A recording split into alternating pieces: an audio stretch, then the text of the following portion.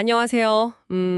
오늘 여러분이 보내주신 자료들 속으로 함께 깊이 들어가 보겠습니다. 요즘 AI 하면 뭐 빼놓을 수 없는 게 트랜스포머 모델이잖아요. 그 추론 능력에 대한 이야기인데요.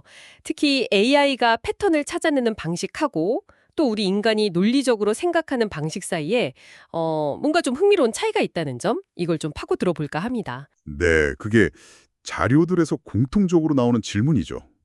왜 AI는 사과는 과일이고 모든 과일은 식물이니 따라서 사과는 식물이다. 이런 거 우리한테 너무 당연하잖아요. 근데 이런 논리 단계를 스스로 밟는 걸 좀 어려워한다는 거죠. 이게 아마 오늘 탐구의 핵심 질문이 될 것 같습니다.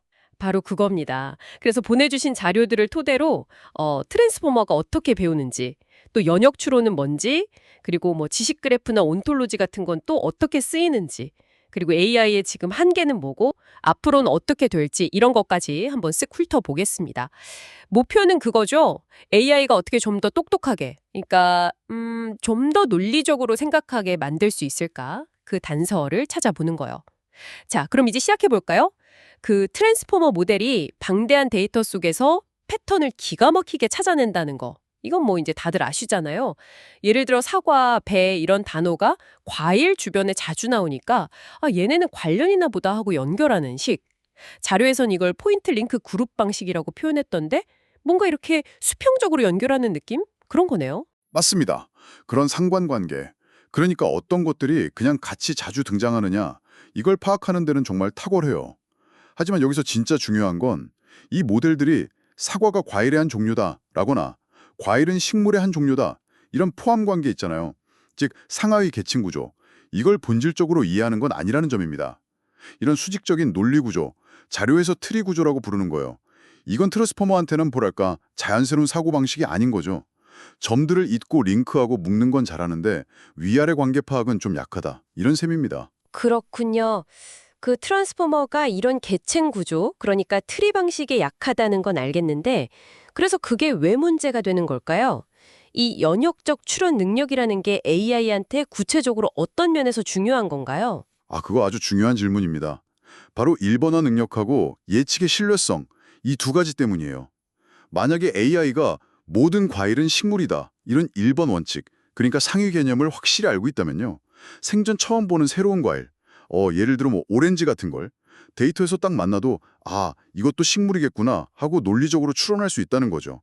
이건 단순히 통계적으로 그럴 것 같은데 하고 추측하는 거랑은 완전 차원이 다른 판단이거든요. 그리고 이런 구조적인 사고는 현실의 복잡한 문제를 풀 때도 정말 필수적입니다. 예를 들어 어떤 시스템에 문제가 생겼어요. 그럴 때 그냥 눈에 보이는 증상만 보고 어림짐작하는 게 아니라 문제의 진짜 근본 원인을 체계적으로 이렇게 계층적으로 파고들어서 진단하는데 이런 능력이 꼭 필요하니까요. 보내주신 자료에 뭔가 힌트가 있었던 것 같은데 어떻게 AI한테 이런 연역적인 사고 능력을 가르칠 수 있을까요? 네네. 해결책에 대한 아이디어들이 나오고 있습니다. 핵심은 그거예요. 단순히 그냥 데이터를 막 많이 주는 게 아니라 구조화된 지식을 주입하는 겁니다. 예를 들면 멀티레이어 레이블링 같은 방식이 있어요. 사과라는 데이터를 학습시킬 때 그냥 사과라고만 알려주는 게 아니라 식물, 과일, 사과 이렇게 그 상위 카테고리 정보까지 계층적으로 묶어서 가르치는 거죠. 아하, 계층 정보를 같이 주는군요. 그렇죠. 또 다른 방법으로는 온톨로지를 활용하는 건데요. 이건 뭐냐면 A는 B의 한 종류다, is A 같은 개념 간의 상하위 관계를 미리 명확하게 정의해 놓은 일종의 지식 지도 같은 겁니다. 그러니까 AI가 스스로 데이터 속에서 희미하게 관계를 추측하게 놔두는 대신에 잘 짜인 논리 지도를 그냥 제공해 주는 거죠. 아, 지식지도? 네. 그리고 최근에 주목받는 뉴로 심볼릭 접근법도 이런 노력의 하나라고 볼 수 있습니다. 패턴 인식에 강한 신경망이랑 논리 규칙 처리에 강한 기호적 AI를 합쳐서 양쪽의 장점을 다 가져가려는 시도인 거죠. 와, 여기서 진짜 정말 흥미로운 관점이 나오네요. 그 자료에서 연역적 추론조차도 일종의 편향, 바이어스를 가지고 있다 이런 이야기가 있었거든요. 보통 편향이라고 하면 좀 안 좋은 느낌인데 이건 어떻게 받아들여야 할까요? 바로 그 지점이 중요합니다. 편향이란 단어를 어떻게 다시 정의하느냐, 이 문제인데요. 맞습니다. 모든 과일은 식물이다, 이 전제 자체는 어떻게 보면 인간이 세상을 이해하려고 만든 범주잖아요. 그러니까 세상을 특정 방식으로 보도록 만드는 일종의 편향이라고 볼 수도 있어요. 하지만 결정적인 차이가 있습니다. 이건 그 규칙, 즉 그 전제가 뭔지 우리가 명확하게 알고 있고 또 논리적으로 타당한지 검증할 수 있는 투명하고 검증 가능한 편향이라는 겁니다.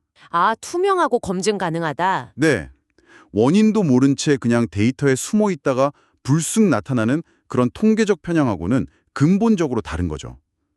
그러니까 핵심은 편향 자체를 없애는 게 목표가 아니라 오히려 우리가 그 규칙을 명확히 알고 통제할 수 있는 좋은 편향, 즉 신뢰할 수 있고 설명 가능한 추론에 기반이 되는 검증 가능하고 구조화된 편향을 AI에게 심어주자는 겁니다. 아하, 그러니까 편향 없는 AI가 목표가 아니라 오히려 제대로 된 투명한 편향을 가진 AI를 만들어야 한다 이런 말씀이시군요. 야, 정말 관점의 전환인데요. 그럼 정리해보면 현재 트랜스포머 같은 AI는 데이터 속에서 수평적인 연관성, 그걸 찾는 데는 뛰어나지만 왜? 라는 질문에 답하는 계층적인 논리, 즉 연역적 추론은 아직 좀 부족하다는 거네요. 정확합니다.